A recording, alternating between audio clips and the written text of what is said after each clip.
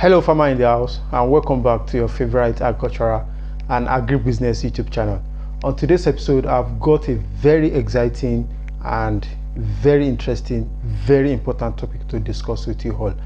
I'll be talking about the factors that will determine the profitability of any type of crop you might be thinking of planting, at least in Nigeria.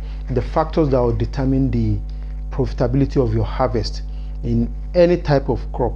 Think of it, any type of crop you might actually be thinking of going into or you are going into. So these are the factors that will determine the price, the profit margin, and the demand. So in this video, I'm just going to be giving it hot to you. So if you are a farmer, you are a crop farmer particularly, and you care so much about smiling to the bank, you want to avoid story that touch during harvest period, and you get to the market and you are hearing some crazy prices. If you want to avoid this kind of situation, you have to watch this video to the end. But before I do that, I have a very important announcement to make. So this book right here, you see it, is an oil palm manual. It's produced by the Nigerian Institute for Oil Palm Research. Is like the A to Z of oil palm production. So if you are an oil palm farmer, you have the plan of going into oil palm production, this is a must-have for you. It contains all the information, updated information you can actually think of about oil palm farming, oil palm production, from establishment, nursery establishment, feed establishment, the management within nutrient requirement. So think of it, pest control, disease control, everything is all embedded in this book, up to the stage of harvesting and processing. So if you need a copy, I have it in bulk due to popular demand. I have it in bulk. You can just send me a message on the WhatsApp displayed on your screen. So send me a message and I will get this book, this quality book that contains quality information across to you anywhere in Nigeria. And if you are outside the country, it can also be sent to you outside the country. So that's that about the oil palm manual. So let's get to the business. Today's topic: factors that determine the profitability of any type of crop. The number one factor is the utility and the acceptance of the crop you are planting. One of the major factors that will determine the price, the value that is being placed on any type of crop, is the utility, the uses attached to such crop. What I mean by utility is actually in what ways, in what industry, in how many ways is this crop being used. Most often and most commonly, what happens is that we have some crop that are only food crop, and they can be used in a very singular way. They can be used only one way. You cannot compare the price, the premium that will be placed on that type of crop on a crop that is a food crop, is being used in another industry like the livestock feeding industry, is being used as an oil crop, is being used in so many ways. The premium and the price that will be placed on the second type of crop will be higher than the first type of crop, and the reason being that the utility attached to it is more. It's being used widely across industry. It has so many numerous uses. So one of the factors that determine the premium and the price attached to each crop is what? Is the utility and the acceptance. So talking about the acceptance, I mean you don't just rush in when you see a new variety to plant, for example. So for example, I will be citing the example of orange fleshed sweet potato. Orange fleshed sweet potato, during the earlier days of the introduction, so many farmers rush into it and produce it in mass. So at the end, during the harvest and with farming operation, harvesting and selling to the market is the final destination. During that time, when they take this orange fleshed sweet potato to the market, the consumer are not yet used to it, and acceptance will be a barrier. So to avoid story that touch, you have to, if you are planting a new variety of a type of crop that have some kind of modification, you have to do it on a small scale first.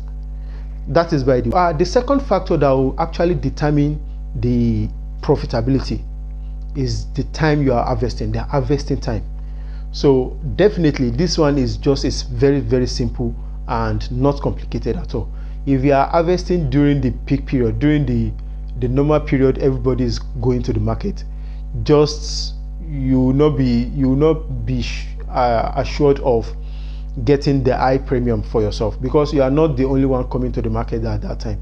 Everybody is eating the market at that time, and there's possibility of glut happening. And when glut happening, it means there is higher supply more than the demand, and this one will drive the price of any commodity down. So during the harvesting time, we have the dry season, and this is where the dry season farming opportunity comes in. When you do dry season farming, at this time 80% of our agricultural production in Nigeria is based on rain-fed agriculture.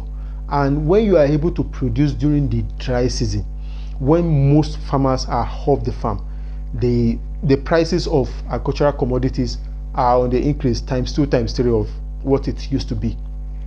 So you will be rest assured of your profitability at this time, and most particularly in crops such as vegetable, spices, and so many other crops. So when you come to the market during the off season, and you can only do this when you are doing dry season farming, when you have some kind of irrigation or greenhouses on your farm to allow you to produce during this period. These are one of the factors that will determine that will determine the profitability of your harvest. So lastly but not the least, the third factor that also determines the profitability of any type of crop is the market forces. And by market forces I mean the forces of demand and supply. How many people producing this type of crop? How many people coming to the market at the same time? And what is the supply and demand gap like? So for example, if you have so many people growing a particular crop, and the demand is still the same, and you keep on having higher number of people growing this kind of crop, definitely is going to tell on the price. The price will be going down, because the forces of demand and supply would come into place, and due to the fact that we are having higher supply more than the demand, this will definitely drive the prices down. And this is very, very common about cassava. I will cite an example of cassava, because year in year out we usually witness the fluctuation of prices with cassava tubers. For example, last year a ton or a pickup of cassava can go for as high as 150,000 naira, and the following year you will be seeing same quantity of cassava going for as low as 50,000 naira. The reason being that farmers are very, very sensitive to price, and whenever they hear, oh, cassava did well last year, many people will rush to the farm and plant cassava. And when they get to the market, all of them, the number of people that have grown cassava on their farm have increased more than double. All of them will be hitting the market at the same time, and this will in turn drive the prices of the commodity down.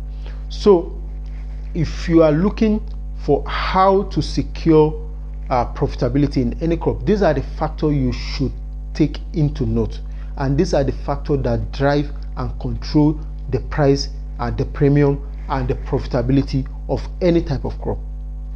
So with this, I've come to the end of today's video, and I hope you got value from this video one way or the other.